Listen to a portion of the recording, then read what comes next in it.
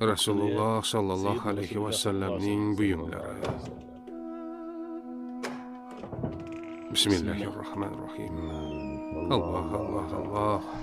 El qo'lga kiritilgan buyumlar, makondagi eng pok va buyumlar ichidagi eng sharafli narsa Rasululloh sallallohu alayhi va sallamning muborak sochlaridir. Ushbu sochlar Rasululloh sallallohu alayhi va sallamning bir bo'laklari bo'lgani uchun ham sharaflidir. Mashalloh. Bismillah. Bismillah. Bismillah. Allohu akbar. Ushbu sochlarni hech bir vositasiz ham ko'zlarimiz bilan oson ko'ra olamiz. Bu sochlar buyumlar ichidagi eng pok narsa, chunki u Rasululloh sallallohu alayhi va sallamning muborak jasadlarining bir bo'lagidir.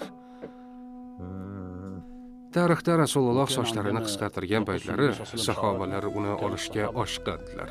Hatto tahoratdan oqqan suvlarni ham shunday qilishar va keyin uni o'zlari ehtiyotlab saqlar edilar. Shunaqa. Ha, albatta.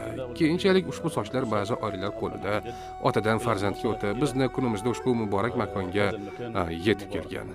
Rasululloh alayhissalomning sochlarini 4 ta olasi bu. 5 ta emas, balki 4 ta. 4 ta. Ha, shunday. Bismillah.